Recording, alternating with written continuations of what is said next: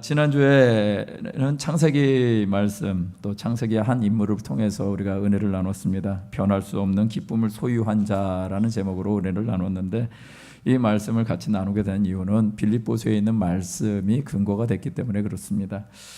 자, 하나님은요, 아브라함이 이삭을 하나님의 분부대로 번제 드릴 것에 대해서 아브라함의 믿음을 보시고 이런 말씀하셨습니다. 이제야 네가 나를 경외하는 줄 알겠다라고 말씀하셨습니다. 이 말씀을 들었을 때는 이삭을 바쳤을 때입니다.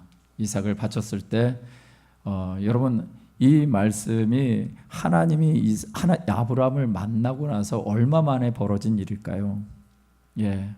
적어도 이삭이 태어났을 때는 하나님의 약속의 말씀을 받았을 땐 75세였고 이삭이 태어났을 때는 100세였고 이삭이 하나님 앞에 드려졌던 이 모리아 산에서 번제로 드려지려고 할 때는 아무리 못해도 15살은 지났다라는 것입니다. 그렇다는 얘기는 몇 년 만에? 40년 만에 하나님으로부터 네가 나를 경외하는 줄 이제야 알겠다라는 소리를 들었다라는 것입니다. 그리고 그런 하나님의 인정을 받고 하나님이 축복하시는데 어떻게 축복하시냐? 내 씨로 말미암아 천하 만민이 복을 받을 거다라고 말씀하십니다. 이 축복의 말씀은 가깝게는 이삭을 통해서 이스라엘 민족을 향한 하나님의 축복의 말씀이 있죠.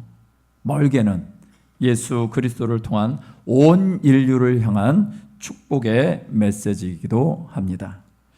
예수 그리스도의 복음, 이것이 진정한 기쁨임을 사도 바울은 알았던 것입니다. 그래서 이 창세기의 말씀을 연구해서 지난 시간에 함께 은혜를 나눴었습니다. 자, 사도 바울, 이 진정한 기쁨을 알았던 사도 바울은 언제 그렇게 알았을까? 그것은 다메섹으로 가서 예수 믿는 사람들을 핍박하려고 가는 도중에 길거리에서 주님을 만나지요. 그 후로 그의 삶은 완전히 바뀝니다. 평생 주를 위해 드려지는 삶을 살게 되죠. 이렇게 살아가는 것이 고달팠을까요? 아닌 줄 여러분들은 알 것입니다. 아니었습니다. 그는 예수님을 아는 기쁨이 충만했습니다. 골로새서 1장 19절에서 20절은 이렇게 말씀하고 있습니다.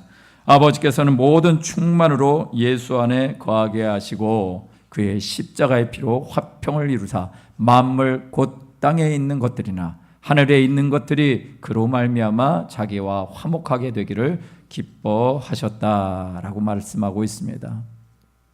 사도 바울 안에는요, 충만한 기쁨이 있었습니다. 그럼 바울의 현실은 어땠을까요? 바울의 현실은 복음을 전하는 것 때문에 로마까지 와서 감옥 생활을 하는 것이었습니다. 우리가 생각하는 복과 기쁨과는 거리가 먼 듯해 보입니다. 그렇지만 그런 상황 속에서도요, 사도 바울은 빌립보 교회 성도들에게 자신의 믿음을 더욱더 분명하게 제시합니다. 그것이 빌립보서 1장 12절에서 14절까지의 말씀입니다. 이 말씀을 통해서 보니까 내가 어려운 일을 당한 것이 도리어 복음을 전파하는 데 진전이 된 줄을 너희가 알기를 원한다. 나의 매임이 모든 사람에게 예수 그리스도 안에서 나타났다. 내 형제들 중 다수가 나의 매임으로 말미암아 주 안에서 신뢰함으로 겁없이 하나님의 말씀을 더욱 담대히 전하게 되었다라고 얘기를 하는 것입니다. 비록 매임받은 상황 가운데 있지만 바울은 자신의 매임을 통해서 빌립보 교회를 비롯한 모든 교회가 든든히 세워졌다라는 것을 확신했다라는 것입니다. 성도들은 어떻습니까? 더욱더 담대한 믿음으로 하나님의 말씀, 예수의 복음을 전하는 계기가 되었다라고 확신하는 것이죠. 자, 이제 이런 빌립보 교회와 성도들을 향한 사도 바울의 모습 속에서 보여지는 다짐과 각오가 있습니다. 그런데 이 다짐과 각오를 생각하면서 우리의 신앙 속에서 분명하게 우리 주님께 내밀 수 있는 믿음이 무엇인지 세워나가시는 저와 여러분 되시길 주님의 이름으로 축원드립니다. 두 가지 말씀을 드리겠습니다. 첫 번째는요, 부끄럽지 않는 삶을 추구합시다 라는 것입니다. 부끄럽지 않는 삶을 추구하자. 바울은요, 로마에 있습니다. 로마에 왜 있는지 여러분들은 아십니다. 당시 천하를 호령하던 로마 제국의 황제 가이사의 법정에 서기 위해서 로마에 있죠. 이런 상황 속에서 바울은요, 이런 각오를 한 것입니다. 빌립보서 1장 20절 말씀입니다. 이 말씀을 함께 읽어볼까요? 시작. 나의 간절한 기대와 소망을 따라 아무 일에든지 부끄러워하지 아니하고 지금도 전과 같이 온전히 담대하여 살든지 죽든지 내 몸에서 그리스도가 존귀하게 되게 하려 하나니. 이 말씀을 현대인의 성경으로 좀 풀어보면 이렇습니다. 오직 그의 간절한 기대와 소망은 내가 아무 일에도 부끄러움을 당하지 않고 온전히 담대해져서 살든지 죽든지 전과 같이 지금도 내 몸에서 그리스도께서 존귀함을 받으시리라 라고 말하고 있습니다. 지금 바울의 신분이 어떤 것이죠? 죄수의 신분입니다. 그런데 이미 부끄러운 존재 아닌가요? 죄수의 신분이라면 부끄러운 존재일 텐데, 그런데 자신을 향해서 내가 부끄러움을 당하지 아니하고 오히려 담대해졌다라고 말하는 것입니다.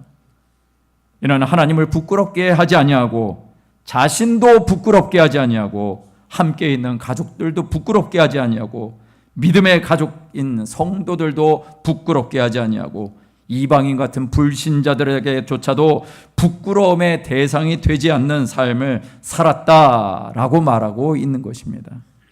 또한 자기를 속이지도 않고 자신을 더럽히는 부끄러운 삶을 살지 않겠다라는 강한 의지이기도 하죠. 바울은 갇혀있는 상태에서요, 동일한 옥중서신인 에베소의 말씀을 통해서도 에베소 교회를 향해서 이렇게 얘기를 합니다. 에베소 5장 3절 말씀에 보니까 음행과 온갖 더러운 것과 탐욕은 너희 중에서 그 이름조차도 부르지 말라. 이는 성도에게 마땅한 바다라고 말하고 있습니다. 성도의 삶이 무엇인지 분명히 전하고 있는 것입니다. 음행으로 부끄러운 삶을 살지 말라. 온갖 더러운 것들을 입에 부끄러운 말들을 담지 말라. 부끄러운 탐욕이 내 마음속에 있게 하지 말라라는 것입니다. 왜요? 바울은 말을 이렇게 이어가는 것입니다. 이는 성도에게 마땅한 바다라고요. 무슨 얘기인가요? 다시 말해서 우리는 성도이기 때문에 이런 삶을 살 수 있다라는 것입니다. 이런 생각을 갖고 사는 것이 진짜 믿음입니다. 하나님의 말씀 가운데 하나님이 원하시는 삶을 살아가는 것이 진짜 믿음이지요. 그런데 이런 생각에 있어서 믿음으로 연결이 잘 되시든가요? 이런 생각이 행동으로 잘 이어지시든가요? 잘 안 되어지는 것을 보게 됩니다. 어쩌면 지금 들은 말씀조차도 교회 문을 나가시면서 다 잊어버릴 수도 있을 것입니다. 또 오늘 들은 말씀조차도 희미해지게 되어지는 그런 경험들이 있을 수도 있을 것입니다. 왜 그럴까요? 그것은 이런 말씀들이 나와는 상관이 없다라고 생각하고 있는 것 아니냐라는 것입니다. 이런 말씀들이 나와는 상관없어 라고 생각하시는 것이나, 혹은 내가 할 수 없는 성경의 도덕적 수준의 일이니까 내게는 이거는 무리야 라고 이해하고 있는 것은 아니냐라는 것입니다. 그래서 마치 길거리에 있는 전단지처럼, 우리가 불광역에 가면 그렇게 받는 전단지처럼 하나님의 말씀을 받고는 그냥 잊혀지는 그런 것은 아니냐라는 것이죠. 그래서 우리의 삶 가운데 혹시나 여전히 우리는 하나도, 요즘에 청년들이 쓰는 아주 유행하는 단어가 있는데 일도라는 말 아십니까? 예, 일도. 예, 나는 일도 해서 일도 열심히 하나 보다 그런 줄 알았어요. 그랬더니 일도가 뭔가 봤더니 한계도를 애들은 그렇게 표현을 바꿔서 쓰더라고요. 진짜 청년들이 말하는 것처럼 1도 변하지 않는 삶이 우리 안에 있는 것은 아니냐라는 것입니다. 일반적으로 교회에 다니는 청년들이 이런 고민들을 한다고 합니다. 교회 갈등과 다툼, 교회에서 수많은 싸움들이 있어서 고민하고 교회를 안 나간다고. 또 교회 재정적인 문제가 투명하지 않아서 생겨나는 문제들 때문에 그렇게 고민하고, 부적절한 관계들이 목회자에게도 있고 성도에게도 보여지기에 고민한다고, 그렇게 얘기하면서 교회를 떠난다라는 거죠. 근데 진짜 고민이 있습니다. 이 청년들의 진짜 고민은 무엇이냐? 자기를 교회로 이끈 자기의 아빠, 엄마의 모습이, 그리고 기존 교회 성도님들의 그런 모습이 신앙의 모습이니 안 보이더라는 것입니다. 거룩하게 예배를 드리고 집에 와서는 교회 문제점들을 지적을 하고, 목사님을 욕하고, 장로님을 욕하고, 권사님을 욕하고, 교사들을 욕하고, 청년들을 욕하고, 교회 학교 애들이 문제아라고 욕하더라는 것입니다. 지금 이 청년들은 무엇을 보고 있을까요? 하나님을 바라보는 것이 아니라 쉽게 보이는 주변의 사람들을 바라보고 있는 것입니다. 문제의 지적들을 통해서 교회가 걱정되니까 그렇게 말하는 것이다 라고 믿어보기도 합니다. 하지만 그것을 듣는 아이들이나 청년들은 어떨까요? 그냥 충격입니다. 내가 그렇게 잘 믿고 따랐던 목사님이, 장로님이, 권사님이, 우리 선생님이, 젊은이들이 저렇게 살아?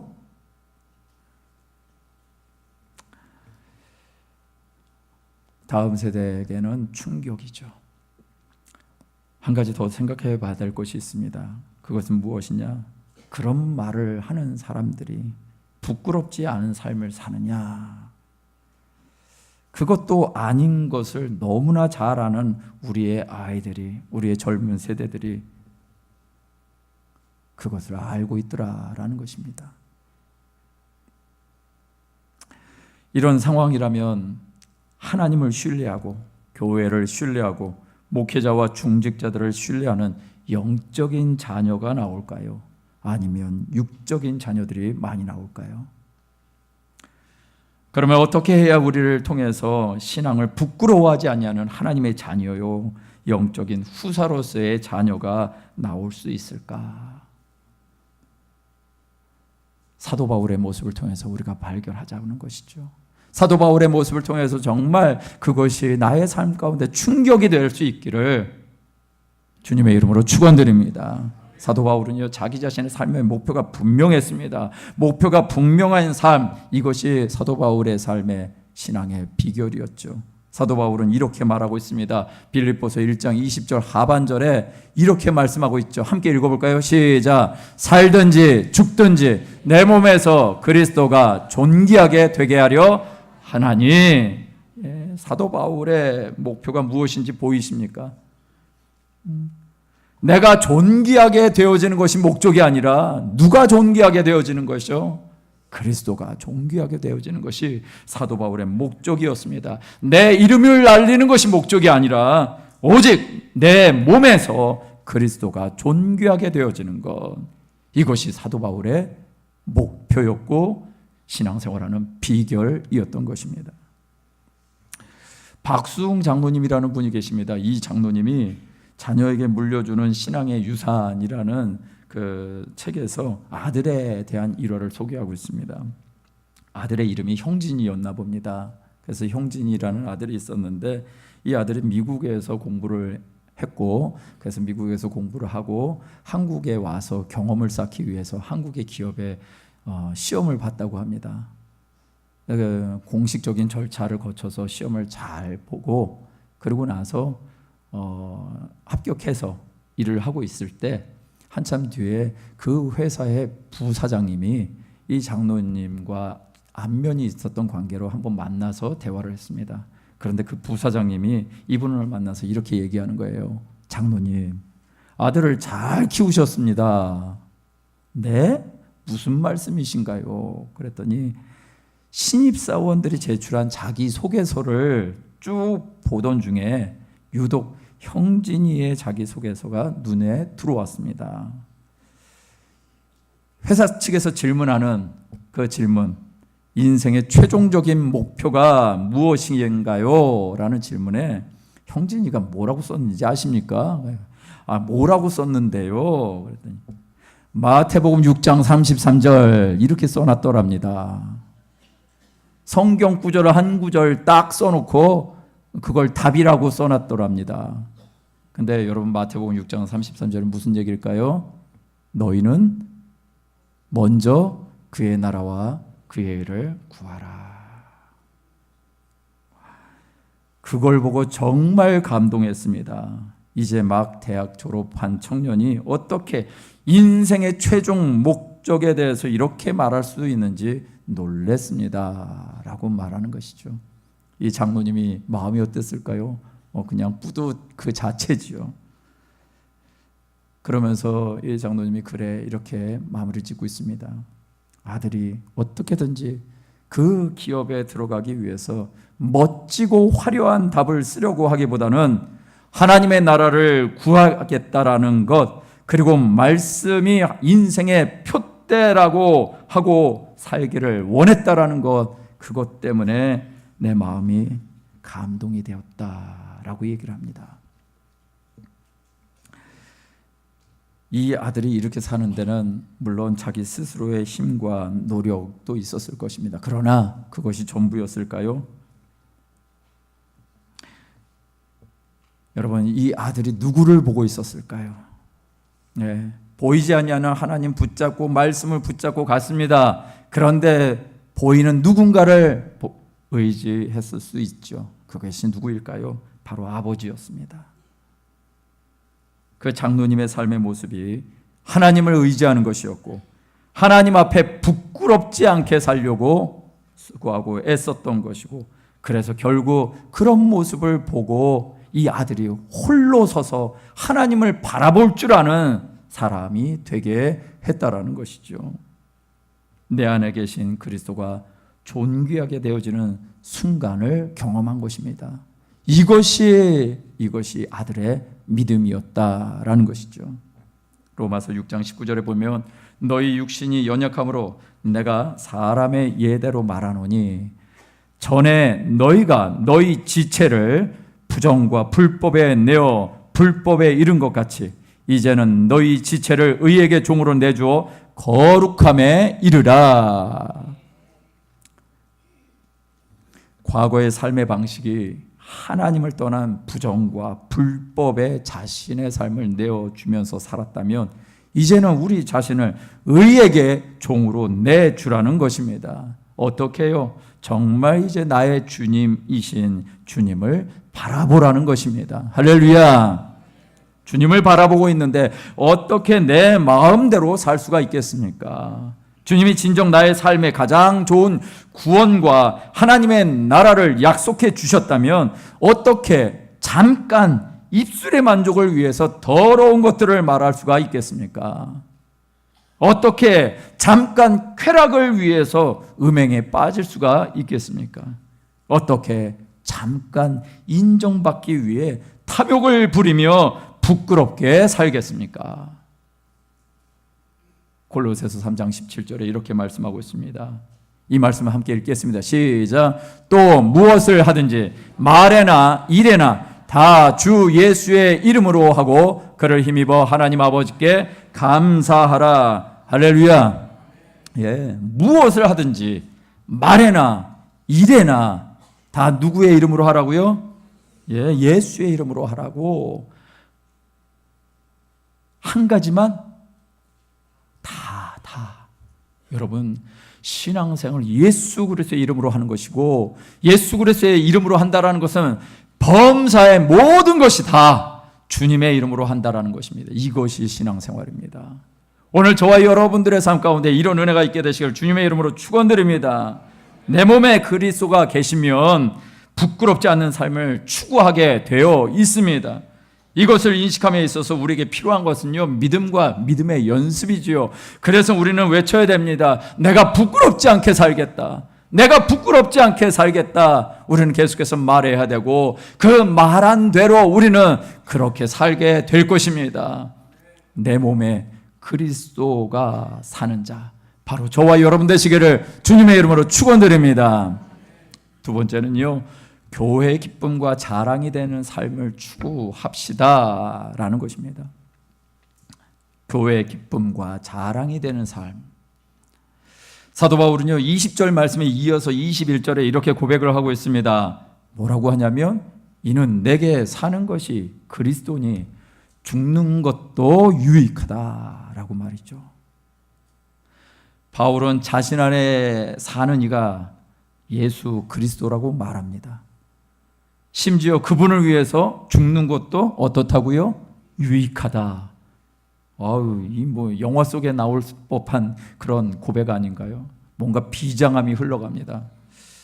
저도 이 말씀을 읽을 때마다 늘 비장한 마음으로 그렇게 읽었던 것 같습니다.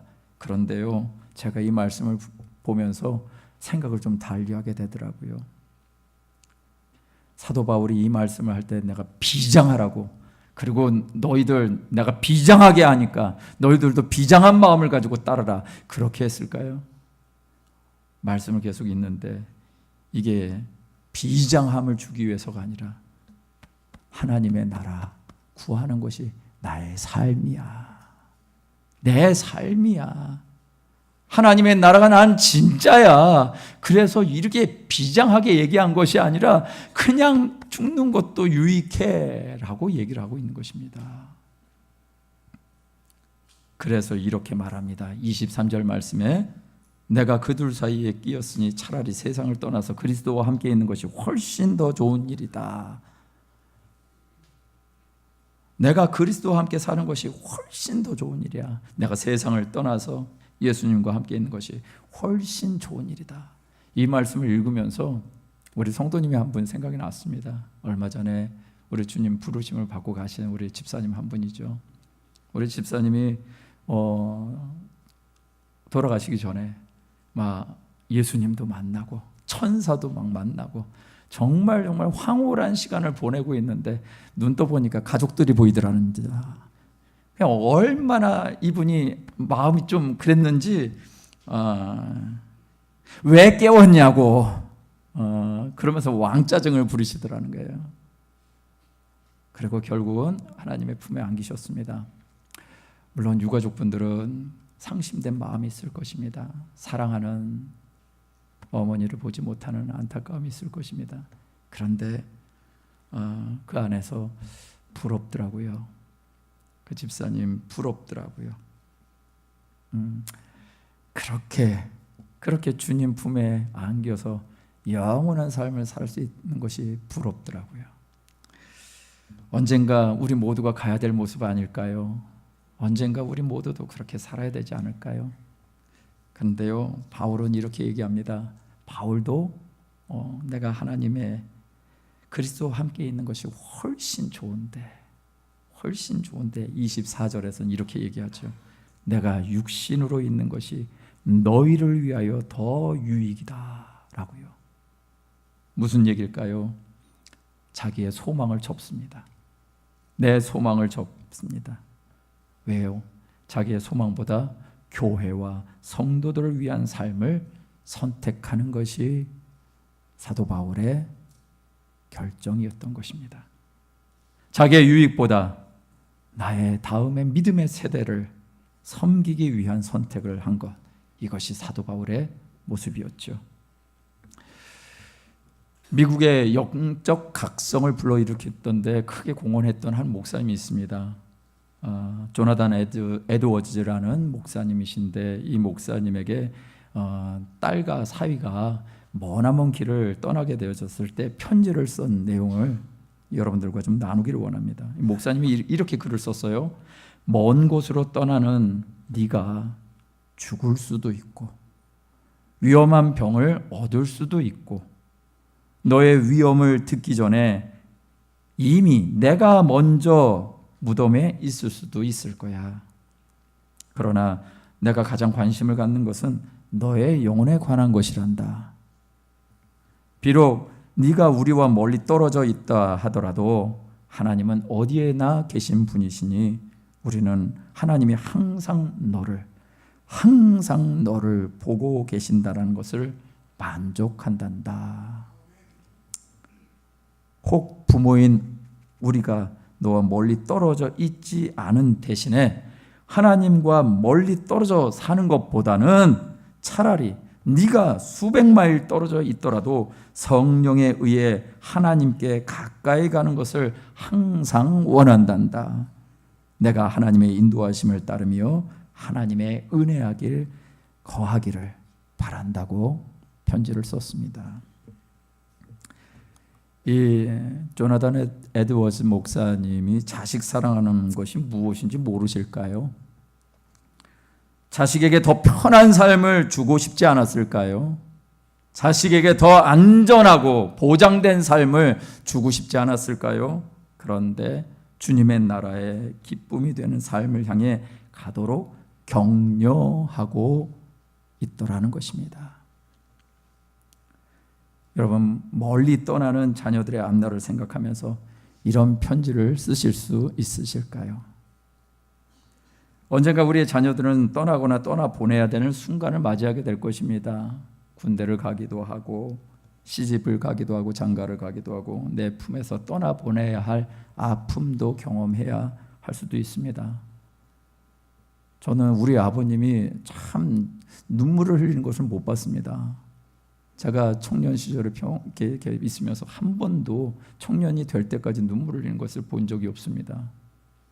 그런데 제가 군대 가는 날 연병장에서 뒤를 돌아보시면서 훌쩍훌쩍 안 보이시려고 그러시더라고요. 6개월 갔다 오는데 네, 6개월을 갔다 와도 자식은 자식인 거죠. 그럴 때 자식들에게 그리고 우리의 다음 세대를 향해서 하나님 나라의 모형인 교회, 하나님 나라의 모형인 이 교회, 예수의 핏값으로 세워진 이 교회를 사랑하기에 자원해서 그분의 명령을 행하라고, 하나님을 사랑하기 때문에 죄악된 일들을 삼가하라고 말해 주실 수 있으실까요? 그런 사람이 바로 우리 교회와 우리 모든 성도님이 되시면 어떠실까요? 이것이야말로 자녀들에게 줄 수 있는 최고의 메시지 아닐까 합니다. 주님 앞에 서서 네 뭐 하다 왔나 그렇게 물으신다면 이럴 때 이렇게 한번 대답해 보시면 어떨까요? 주님 나라 정말 빨리 가고 싶었는데 내 아이들이 예수님도 모르고 하나님 나라에 소망도 없어서 애들 전도하느라고 조금만 기다려달라고 하고 이제 왔습니다 라고 이렇게 대답할 수 있는 은혜가 있으시면 어떨까요? 제가 단순히 한 가지 예를 드린 것뿐이지 우리의 삶의 전 영역이 그렇게 살게 되시기를 주님의 이름으로 축원드립니다. 이런 성도들이 많아지는 교회면 얼마나 복된 교회가 될까요? 이것이 교회의 기쁨을 위한 삶이고 자랑인 것이죠. 이렇게 살아가는 우리 모든 성도님들 되시길 주님의 이름으로 축원드립니다. 그런데 이렇게 살아가는 사람들에게는요, 한 가지 문제가 있습니다. 그것은 무엇이냐? 고난도 따라오더라는 것입니다.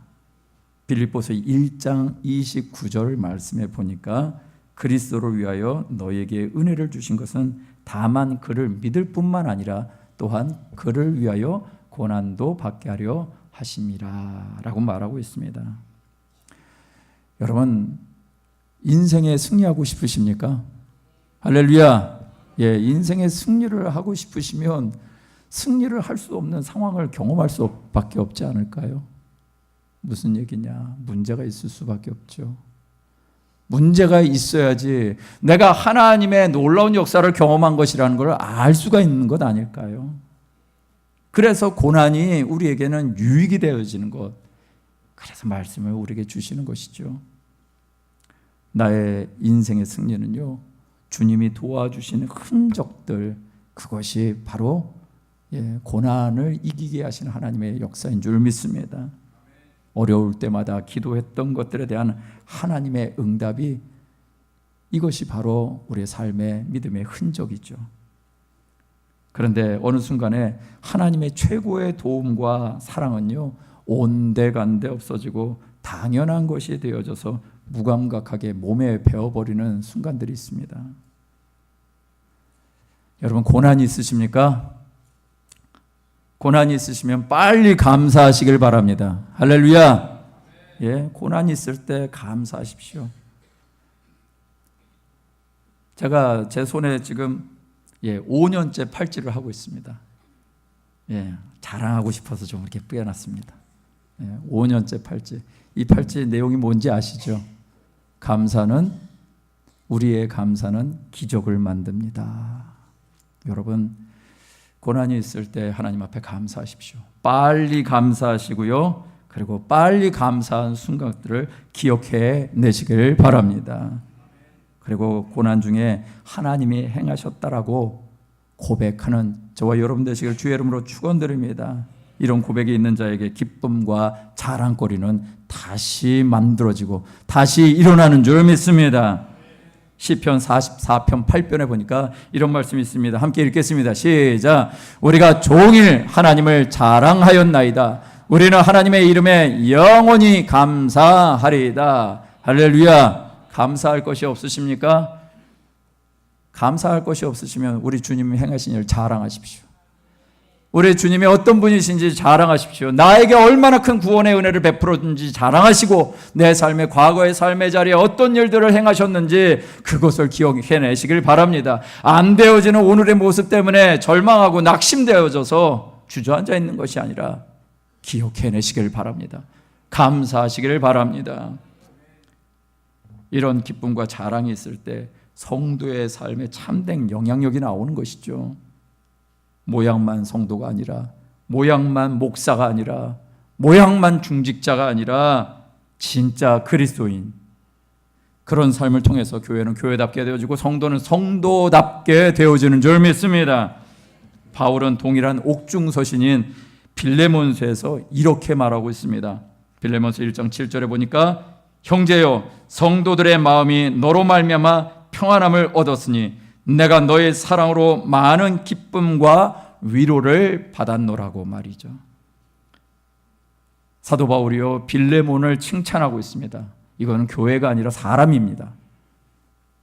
빌레몬을 칭찬하고 있는데 어떻게 칭찬하냐? 당신 때문에 내가 평안을 얻었습니다. 또 당신의 사랑으로 인해서 많은 기쁨과 위로를 받았습니다 라고 말하는 것이죠. 교회의 기쁨과 자랑이 되어진 삶을 산다는 것은 보니까 바울뿐만 아니라 함께 믿음의 길을 걸어가고 있는 사람에게도 있더라는 것입니다. 이런 사람이 바로 하나님을 사랑하고 하나님의 은혜에 감사하는 자이죠. 이런 삶을 사시는 저와 여러분 되시길 주님의 이름으로 축원드립니다. 말씀을 마무리합니다. 사도 바울은요, 살든지 죽든지 자기 몸에서 그리스도가 드러나기를 원했습니다. 오직 예수 그리스도만을 존귀하게 되게 하려고 했다고 말하고 있습니다. 그렇게 말한 것은 말한 것으로 끝나는 것이 아니라 실제로 그렇게 삶을 살았다라는 것이죠. 나의 유익보다, 나의 행복보다 그리스도를 존귀하게 하는 자에게는, 오직 주님을 바라보고 사는 자에게는 진정한 기쁨과 자랑거리가 생기는 줄 믿습니다. 그래서 바울은 이렇게 외치는 것입니다. 빌립보서 1장 26절에서 28절에 보니까, 내가 다시 너희와 같이 있으므로 그리스도 예수 안에서 너희 자랑이 나로 말미암아 풍성하게 하려 함이라.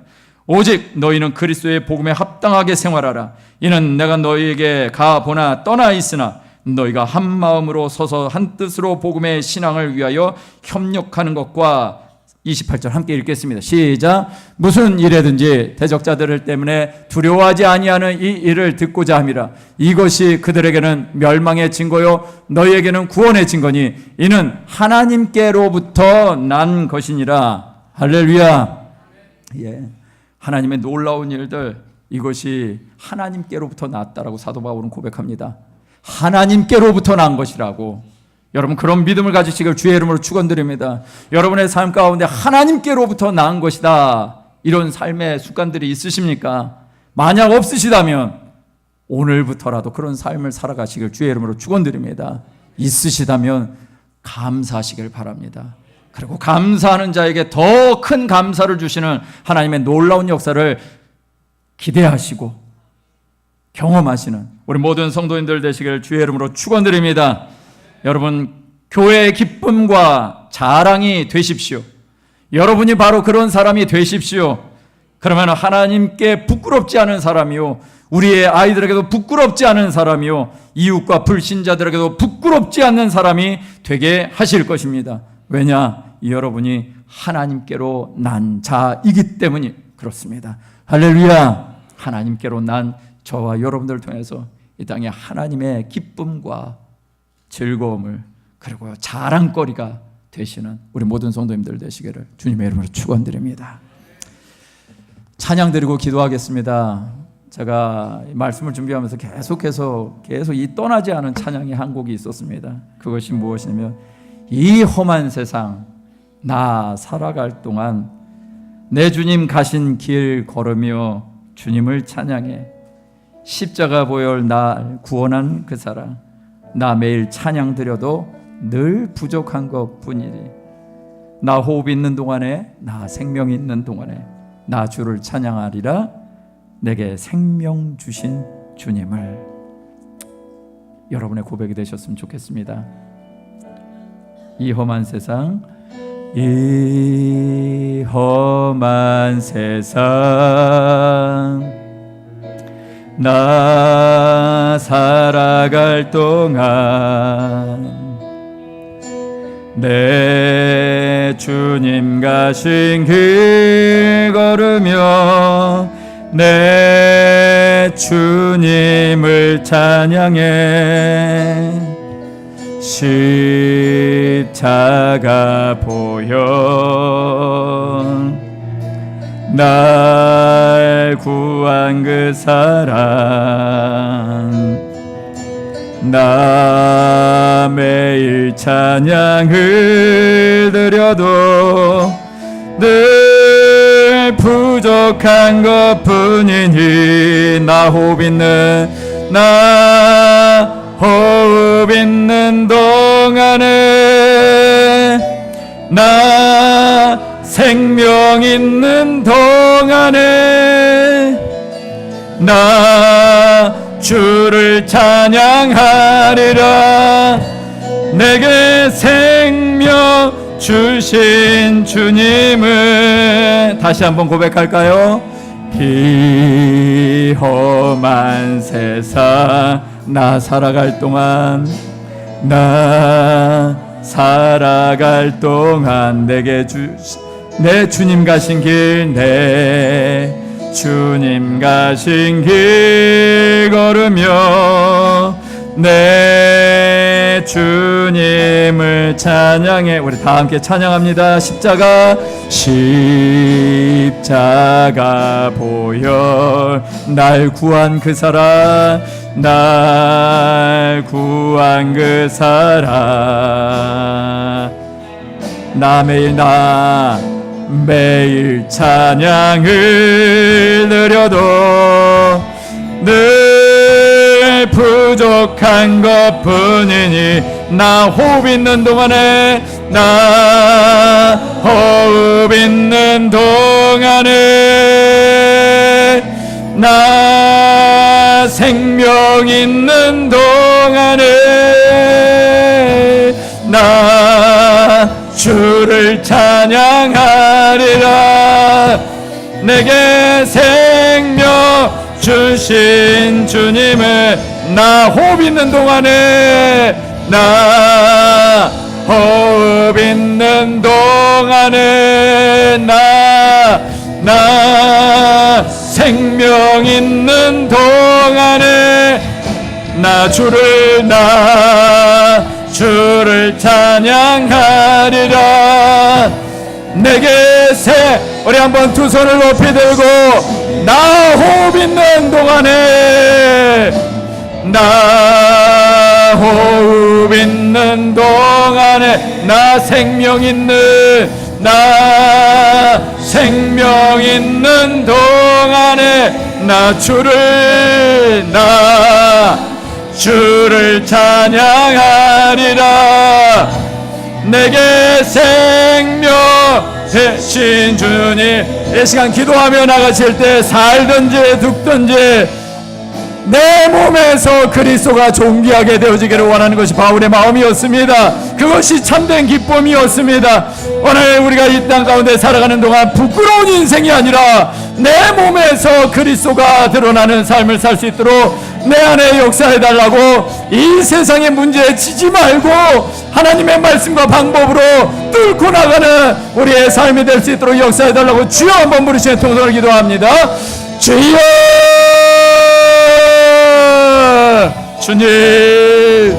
주님이 우리 가운데 역사해 주시옵소서.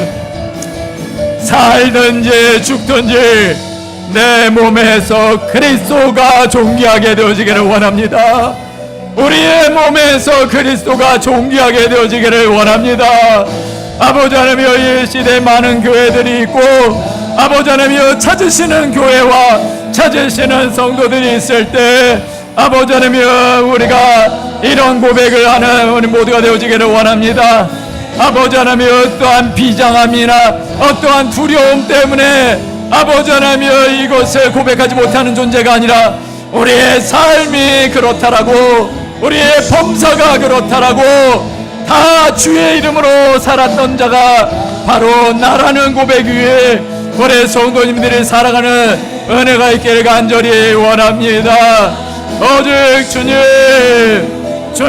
바라보게 하여 주시고, 다 주의 이름으로 하는 자, 바로 늘 주님과 함께 동행하며 주님을 바라보는 것이 우리의 삶의 자리에 능력이 되어지는 귀한 삶이 우리 모든 성도님들에게 있게 하여 주셔서, 아버지 하나님이여, 삶의 문제 가운데 아버지 하나님이여, 짓눌려 살아가는 인생이 아니라 아버지 하나님이여, 나의 호흡이 있고 나의 생명이 있는 동안에 오직 주님이 일하시는 그 흔적을 남기며 살아가는 부끄럽지 아니하는 인생이 되게 해달라고 아버지 하나님이여 간구하며 나아가오니, 주여 우리 안에 하나님의 일들을 행하시옵소서. 주여 우리 안에 하나님의 일들을 행하시옵소서. 주님, 아버지 하나님, 우리 교회에 하나님의 역사심이 임하기를 원합니다. 하나님의 살아계심이 나타나고 성령이 늘 운행하시는 교회가 되게 하여 주시고, 아버지 하나님이여, 가장 중요한 하나님의 말씀에 우뚝 서서 아버지 하나님이여, 기도와 금식으로 우리의 삶의 문제를 뚫고 나가는 믿음의 용사들이 다 되게 역사해 주시옵소서. 주님, 아버지 하나님, 우리가 하나님께로 난 자들입니다. 하나님께로 난 자들에게 허락하실 그 교회를 향한 하나님의 기쁨과 아버지 하나님의 소망들이, 하나님을 향한 자랑과 교회를 향한 자랑과 성도를 향한 자랑들이 우리 안에 온전히 이루어지게 도와주시옵소서. 주님, 아버지 하나님, 교회를 향한 기쁨과 자랑이 넘치는 아버지 하나님의 온전한 믿음의 삶을 살게 하여 주시옵소서. 우리의 다음의 세대가 있게 하여 주시옵소서. 나 호흡 있는 동안에, 나 호흡 있는 동안에, 나 생명 있는, 나 생명 있는 동안에 나 주를 찬양하리라. 내게 생명 주신 주님을 한 번 더 고백합니다. 나 호흡 있는, 나 호흡 있는 동안에, 나 생명 있는, 나 생명 있는 동안에 나 주를 찬양하며 주 찬양하리라. 내게 생명, 내게 생명 주신 주님을